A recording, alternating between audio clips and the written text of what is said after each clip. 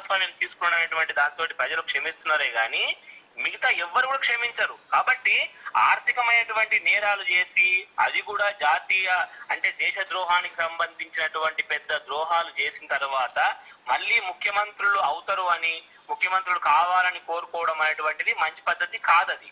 కానీ అట్లాంటి పరిస్థితిలో మీరు చెప్పండి, అసలు మళ్ళీ కవిత అసలు లిక్కర్ స్కామ్ నుంచి బయటకు వస్తారని మీరు అనుకుంటున్నారా?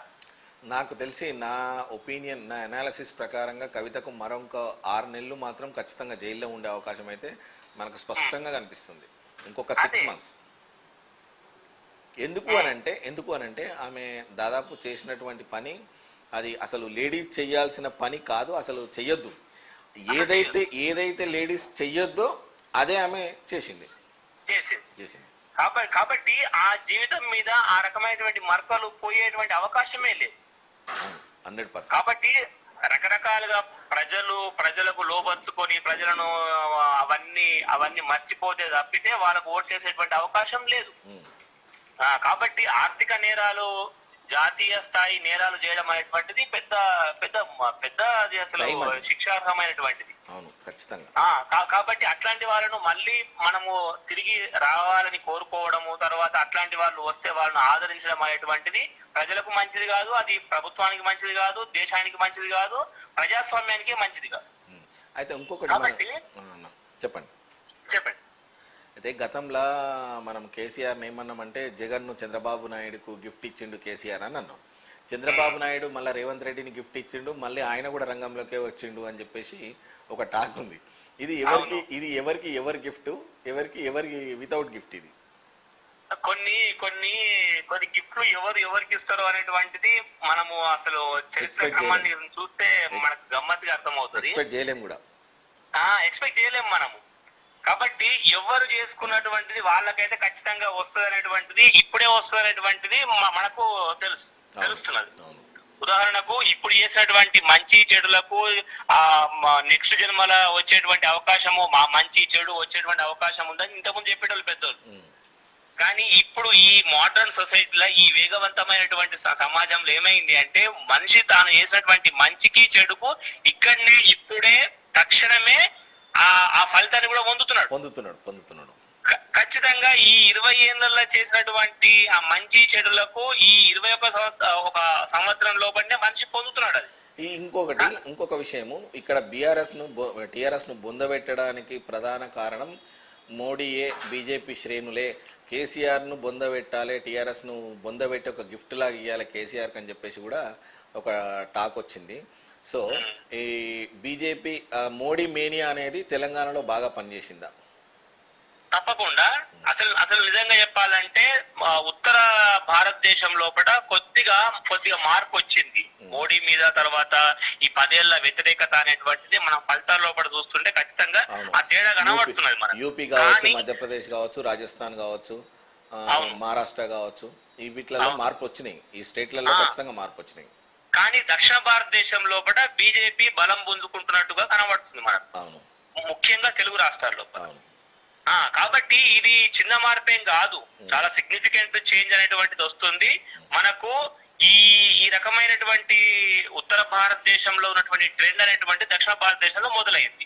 దక్షిణ భారతదేశంలో ఉన్నటువంటి మనకు ఉన్నటువంటి ప్రాంతీయ పార్టీలు కావచ్చు, తర్వాత కాంగ్రెస్ కావచ్చు, అవి ఉత్తర భారతదేశంలో కూడా కొద్దిగా ఎక్కువ ప్రభావాన్ని ఈ ఎన్నికల్లో చూపెట్టినాయి. కాబట్టి మీకు ఉదాహరణకు ఈ రకమైనటువంటి ట్రెండ్ అనేటువంటిది ఇది కొత్తగా కనిపిస్తుంది, ఇప్పుడే కనబడుతుంది కొత్తగా. కాబట్టి ఖచ్చితంగా ఈ రకమైనటువంటి మార్పులు మాత్రము వస్తున్నాయి. తర్వాత బీజేపీకి కొంత సానుకూలమైనటువంటి వాతావరణము తెలుగు రాష్ట్రాల్లో కూడా కనబడుతుంది. ఇక్కడ చెప్పాలంటే తమిళనాడులో ఏం పెద్ద మార్పు రాలేదు, కానీ కేరళలో ఒక సీట్ వచ్చింది బీజేపీకి, ఒక సీట్ వచ్చింది. తర్వాత కొంత కర్ణాటకలో కూడా కొన్ని సీట్లు గెలుచుకున్నది. డిఎంకే కు కూడా బాగానే వచ్చినాయి. తమిళనాడులో డిఎంకే సీట్లు బాగా, మన స్టాలిన్ కు బాగానే వచ్చినాయి. 36 దాదాపు ఎంత వచ్చినట్టున్నాయి. అవును అది ఇండియా కూడా మీకు ప్లస్ అవుతుంది కదా. ఇండియా కూడా ప్లస్ అవుతుండొచ్చు మేబీ. సో అంటే చివరిగా అన్న ఒక్కటి ఏంటంటే, ఇప్పుడు ఎన్డీఏ గవర్నమెంట్ లో ఈ ప్రతిపక్షాలు గనక నరేంద్ర మోడీకి గనక చెయ్యిస్తే పరిస్థితి ఎలా ఉండబోతుంది? ఇప్పుడు అంటే ఇప్పుడు మనకు ఎన్డీఏ కూటమికి దాదాపుగా 299 సీట్లు వచ్చినట్టుగా తెలుస్తున్నది. అంటే అంటే బీజేపీకి మ్యాజిక్ ఫిగర్ కు బీజేపీకి 241 సీట్లు మాత్రమే వచ్చినాయి. 44 సీట్లు వచ్చినాయి. కాబట్టి ఇది ఇంచుమించుగా మ్యాజిక్ ఫిగర్ కు కొద్దిగా తక్కువ ఉన్నాయి. కాబట్టి ఇందులో ఉన్నటువంటి భాగస్వామ్య పక్షాలైనటువంటి నితీష్ కుమార్, తర్వాత చంద్రబాబు నాయుడు ఆ గ్యాప్ను ఇక్కడ కీలకమైనటువంటిది నితీష్ కుమార్ అండ్ చంద్రబాబు నాయుడు. వీళ్ళిద్దరూ నేను ఆయనకు దూరంగా జరుగుతాడు అని నేను అనుకుంటలేను. చంద్రబాబు నాయుడు అయితే ఖచ్చితంగా ఆయనకే సపోర్ట్ చేస్తాడు. ఎందుకంటే అందులో ఖచ్చితంగా కొద్దిగా కీలక పాత్ర పోషించినటువంటి దాంట్లో కూడా పవన్ కళ్యాణ్ ఉన్నాడు. కాబట్టి పవన్ కళ్యాణ్ కు దాదాపుగా 4 ఎంపీ సీట్లు వచ్చినాయి, 2 ఎంపీ సీట్లు వచ్చినాయి. కాబట్టి వాళ్ళిద్దరు కూడా ఆ ఎన్డీఏ నుంచి బయటకు వైదొలిగేటువంటి అవకాశం లేదు. వైదొలిగినా కూడా ఇండియా కూటమికి సపోర్ట్ చేసేటువంటి అవకాశం లేదు అక్కడ. ఎందుకంటే ఎంత చేసినా కూడా నీకు ఇండియా కూటమికి 232 మాత్రమే వచ్చినాయి సీట్లు.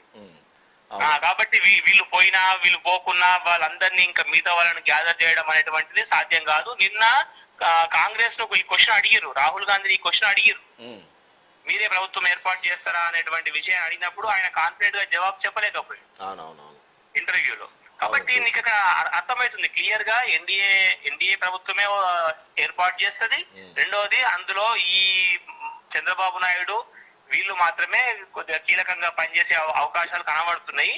ఖచ్చితంగా నేనైతే అనుకుంటలేను చంద్రబాబు నాయుడు మోడీని వ్యతిరేకించి బయటకు వెళ్తాడు అనేటువంటి ఇప్పటికిప్పుడు. కానీ ఈ ఆధారంగా చేసుకొని చంద్రబాబు నాయుడు గతంలో తాను ఏదైతే ఇది ఉంది కదా ప్రత్యేక హోదా, తర్వాత రకరకాల ప్రాజెక్ట్స్ వాళ్ళ ఆంధ్రప్రదేశ్ కు తెచ్చుకోవడానికి ఎక్కువగా బేరసారాలు చేసి ఆయన అవి సాధించుకోవడం మీద దృష్టి పెట్టాలని అనుకుంటున్నాను. ఇంకొక విషయము, ఈటెల రాజేందర్ అనే వ్యక్తి పడిలేచిన కిరటం, నాకు నూకల బువ్వ తినడం వచ్చు, గంజి కూడా తాగడం వచ్చు అని చెప్పినటువంటి ఈటెల రాజేందర్ ఇవాళ మల్కాజిగిరి మెజారిటీ చూసి ఆయనకే దిమ్మ తిరిగే షాక్ ఇచ్చినటువంటి మల్కాజిగిరి ప్రజలు దీన్ని ఎలా చూడొచ్చు మనం? నిజానికి కొన్ని ఓటములు ఇంకా పెద్ద విజయాలకు దారి తీస్తాయని చెప్పడానికి ఇదే ప్రత్యక్షమైనటువంటి ఎగ్జాంపుల్. అదే నేటి ఓటమే రేపటి విజయానికి నాంది. ఖచ్చితంగా ఇక్కడ గజ్వేల్లో ఆయన పోటీ చేసినప్పుడు మేమందరం ఆయన సపోర్ట్ చేసినాము, తిరిగినాము, చాలా కష్టపడ్డాము. కానీ ఇక్కడ ఏమైందంటే అనుకోకుండా అసలు అక్కడ కేసీఆర్ అనేటువంటి వాడు గెలవడం జరిగింది.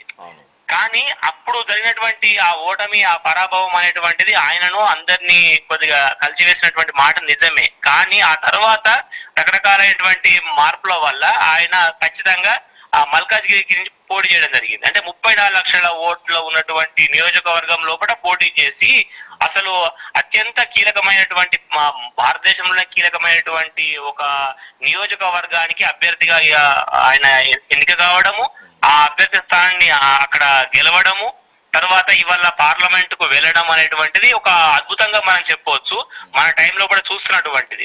కాబట్టి నిజంగా చెప్పాలంటే ఈటల రాజేందర్ బీజేపీకి ఒక ప్లస్ పాయింట్ గా మారిండు. రైట్. అయితే ఇంకొక విషయం ఏంటంటే మనకు చేవెళ్ళ అంటే రాజశేఖర్ రెడ్డి అంటే చేవెళ్ళ అంటే కాంగ్రెస్ అంటే రాజశేఖర్ రెడ్డి. ఆ గతంలో మనం ఎన్నో సందర్భాలలో కూడా ఇవి మనం అనుకున్న విషయాలు, పత్రికల్లో వచ్చినటువంటి విషయాలు. ఈరోజు చేవెళ్ళ విషయంలో కొండా విశ్వేశ్వర రెడ్డి పాగా వేసినటువంటి విజయం. అయితే కొండా విశ్వేశ్వర రెడ్డి ఇప్పుడు గెలుపు ఏ విధంగా చూడొచ్చు మనం? అంటే అక్కడ ప్రజలు కాంగ్రెస్ ను నమ్ముతలేరు అని చెప్పి ఒక ఇండికేషన్ ఇచ్చినట్టేనా? కాంగ్రెస్ నమ్మడమే కాకుండా ఇప్పుడు అక్కడ ఉన్నటువంటి ప్రత్యర్థి ఆయన టిఆర్ఎస్ నుంచి వచ్చాయి కదా రంజిత్ రెడ్డి టిఆర్ఎస్. ఎప్పుడైతే టిఆర్ఎస్ నుంచి వచ్చిండో టిఆర్ఎస్ వాళ్ళను ఇట్లా తీసుకొని వాళ్ళను ఎన్నికల్లో పెట్టడం అనేటువంటి ప్రజలకు నచ్చలేదు. అది చాలా కీలకమైనటువంటి అంశం. చాలా మంది ఇప్పుడు ఎవరైతే టిఆర్ఎస్ నుంచి వచ్చినటువంటి ఒక కావ్య తప్ప మిగతా వాళ్ళంతా ఓడిపోయారు. కాబట్టి ఎప్పుడైనా ఇప్పుడు మీరు దానం నాగేందర్ ను తీసుకోండి, ఓడిపోయాడు. కాబట్టి ప్రజలు ఈ ఆల్రెడీ ఈ బిఆర్ఎస్ నుంచి వచ్చినటువంటి ఏ వ్యక్తిని కూడా నమ్మడం లేదు. కాబట్టి ఆ పార్టీలు కూడా కాంగ్రెస్ పార్టీ కావచ్చు, ఏ పార్టీ అయినా కావచ్చు, అట్లాంటి వాళ్ళకు టికెట్లు ఇచ్చినప్పుడు ప్రజలు నిర్ద్వందంగా వాళ్ళు ఏమాత్రం సంకోచం లేకుండా వాళ్ళని ఓడిస్తున్నారు. ఇవి పార్టీలు గుర్తించాలి, ఇవి పార్టీ పెద్దలు గ్రహించాలి, ఇవి పార్టీకి సంబంధించినటువంటి ముఖ్యులు టికెట్లు ఇచ్చేటువంటి వాళ్ళు ఈ విషయాన్ని అర్థం చేసుకోవాలి. అయితే ఎప్పుడైతే తెలంగాణ ద్రోహులుగా చిత్రించబడ్డటువంటి వాళ్లకు కూడా కేసీఆర్ ఎప్పుడైతే టికెట్లు ఇచ్చిండో అప్పుడే కేసీఆర్ పతనం ప్రారంభమైంది. వాళ్ళను పార్టీలో చేర్చుకుండో వాళ్ళ పత్రాన్ని వాళ్ళే కోరి తెచ్చుకున్నారు. అప్పటిదాకా తెలంగాణను వ్యతిరేకించిన వాళ్ళు ఆంధ్ర సైడ్ గా వాళ్ళు మాట్లాడినటువంటి వీళ్ళను పట్టం కట్టిరు వీళ్ళు. కాబట్టి ఇట్లాంటి తప్పులే మళ్ళీ కేసీఆర్ చేసినటువంటి తప్పులను మళ్ళీ రేవంత్ రెడ్డి గారు లేకపోతే బీజేపీ పార్టీ చేయడం వల్ల ఏమైపోతుంది అంటే వీళ్ళు కూడా పతనం అయ్యేటువంటి అవకాశం ఉంటుంది. అయితే ఇంకొక విషయం, నిన్న టీడీపీ శ్రేణుల్లో ఉత్సాహభరితమైనటువంటి వాతావరణంలో ఎన్టీఆర్ ట్రస్ట్ భవన్లో నిన్న బక్కని నరసింహులు మాట్లాడుతూ తెలంగాణలో మళ్ళీ పునర్జీవం పోస్తాం, టీడీపీకి పునర్జీవం తెస్తాం, మళ్ళీ పునర్వైభవం కూడా తీసుకొస్తాము, టీడీపీ మళ్ళీ అన్ని చోట్లలో తెలంగాణ పోటీ చేసే ప్రయత్నం చేస్తాము, పోటీ చేస్తాం కూడా, మళ్ళీ అదే ఉత్సాహంతో రెట్టింపు ఉత్సాహంతో తెలంగాణలో కొన్ని సీట్లు మాత్రం గెలుచుకునే అవకాశం ఉంటుంది టీడీపీ అని చెప్పేసి బక్కన్ నరసింహులు అన్నాడు. ఒకవేళ మళ్ళీ ఇప్పటికీ సంస్థాగత ఎన్నికలు కావచ్చు లేకుంటే మున్సిపల్ ఎన్నికలు కావచ్చు వీటిలలో ఈ పోటీ చేసే అవకాశం ఉందా టీడీపీ ఏమైనా? అంటే మీ అనాలిసిస్ ప్రకారంగా ఇక్కడ మనుషులకు ఉన్నటువంటి ఓవర్ ఎస్టిమేషన్ అనేటువంటి ఒక బయాస్ వల్ల ఇట్లాంటివి జరుగుతున్నాయి. ఓకే, అక్కడ మూడు ఆంధ్రాలో మీరు టీడీపీ అనేటువంటిది 3 పార్టీలు ఒక దగ్గర కూటమి కడితే మాత్రమే అక్కడ వచ్చింది. ఓకే, రెండవది తెలంగాణలో పూర్తిగా ఇక్కడ వ్యానిష్ అయిపోయింది పార్టీ, ఆంధ్ర పార్టీ.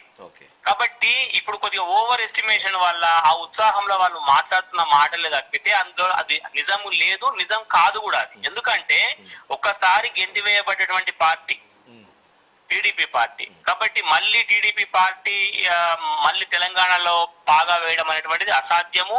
అది ఇప్పుడు ఆ క్యాడరే లేదు, ఆ క్యాడర్ అన్ని రకాలుగా కాంగ్రెస్ లోకి ఇటు బీజేపీలోకి వెళ్ళిపోయింది. ఓకే, ఇంకొక విషయం అన్న, ఇప్పుడు పవన్ కళ్యాణ్ తన సొంత చరిస్మా తోటి 21 స్థానాలను పోటీ చేస్తే 21 స్థానాలు గెలుపొచ్చింది. సో తన సొంత చరిస్మానేనా, పార్టీలు కూడా అక్కడ పనిచేసినాయా, లేకుంటే ఒక 2-3 సార్లు మోడీ వచ్చిండు, ఆ మోడీ చరిస్మా తోటి కూటమిలో గెలిపొచ్చిందా? అంటే ఒకటి ఉందన్న, విజయానికి అనేక మంది తండ్రులు ఉంటారు, కానీ ఎప్పుడైతే ఓటమైందో ఆ ఓటమి అనేటువంటిది అనాథ అంటారు. కాబట్టి ఓటమి వచ్చినప్పుడు ఆ బాధ్యత ఎవ్వరు తీసుకోడు.